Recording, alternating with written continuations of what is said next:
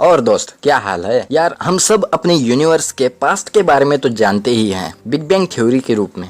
वो थ्योरी हमें ये बताती है कि लगभग 14 बिलियन साल पहले सारा का सारा मैटर, स्पेस और टाइम, ये सब एक बहुत ही टाइनी और कॉम्पैक्ट स्टेट में था। फिर बिग बैंग हुआ और सारा यूनिवर्स की शुरुआत हुई, है ना। और हम इस यूनिवर्स के प्रेजेंट के बारे में भी जानते ही हैं। लाइक गैलेक्सीज के मूवमेंट पे साइंटिस्ट लोगों की ऑब्जर्वेशन हमें ये बताती है कि यूनिवर्स एक्सपैंड हो रहा है, और ये एक्सपेंशन कम नहीं बल्कि एक्सेलरेट हो रहा है। लेकिन व्हाट अबाउट फ्यूचर?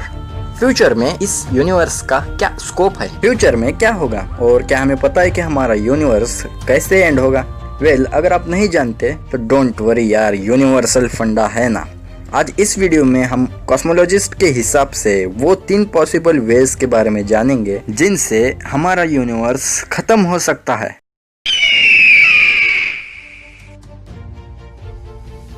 आज के वीडियो का क्वेश्चन ये है कि क्या हमें पता है कि हमारा यूनिवर्स कैसे एंड होगा? इस क्वेश्चन का आंसर देते हैं कॉस्मोलॉजिस्ट के वो 3 पॉसिबल वेज जिनसे ये यूनिवर्स एंड हो सकता है। और वो 3 वेज ये हैं: the big freeze, the big rip और द बिग क्रंच। अब ये 3 सिनेरियो को समझने के लिए आप इमेजिन करो 2 ऑब्जेक्ट्स को जो गैलेक्सीज को रिप्रेजेंट कर रहे हो, और उन्हें एक टाइट और शॉर्ट रबर बैंड से जोड़ दो। अब जो आपने ये रबर बैंड जोड़ा है, ये रिप्रेजेंट करता है फोर्स ऑफ ग्रेविटी को। अब इसी दौरान उन दोनों ऑब्जेक्ट्स को एक एक हुक से अटैच कर दो जो उन्हें एक दूसरे से दूर खींच रहा हो, और वो हुक्स रिप्रेजेंट करते हैं यूनिवर्स के एक्सपेंशन को, या फिर कहे डार्क एनर्जी को।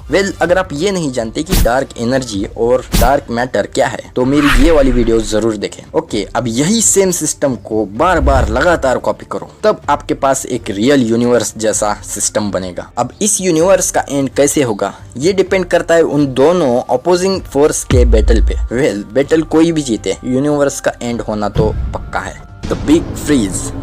द बिग फ्रीज सिनेरियो तब होगा जब यूनिवर्स का एक्सपेंशन करने वाली फोर्स यानी डार्क एनर्जी इतनी स्ट्रॉन्ग इनफ हो जाएगी कि वो रबर बैंड को यानी ग्रेविटी को इतना खींचने में सक्षम हो जाए कि वो रबर बैंड लूज हो जाए, यानी कि ग्रेविटी से ज्यादा पावर यूनिवर्स के एक्सपेंशन में आ जाए। अब इससे होगा ये कि यूनिवर्स का एक्सपेंशन एक्सेलरेट होना बंद हो जाएगा, लेकिन यूनिवर्स बढ़ता ही रहेगा, जिससे गैलेक्सीज के क्लस्टर्स बिखर जाएंगे और गैलेक्सीज के अंदर के objects like solar system, suns, planets एक दूसरे से दूर होते जाएंगे, और इतने दूर हो जाएंगे कि किसी एक प्लैनेट से नजदीकी प्लैनेट भी कई मिलियन लाइट ईयर्स दूर होगा। अब जब हर एक प्लैनेट इतना दूर चला जाएगा तो सारा यूनिवर्स अंधेरे से और ठंड से भर जाएगा। इस सिनेरियो को और भी कई नामों से जाना जाता है, like big chill, heat death of the universe या अंधेरा कायम रहे। लेकिन क्या होगा अगर वो रिपल्सिव फोर्स बहुत स्ट्रांग हो, और वो फोर्स उस रबर बैंड को इतनी जोर से खींचे कि उसकी इलास्टिक लिमिट को भी वो पार कर दे और वो रबर बैंड टूट जाए?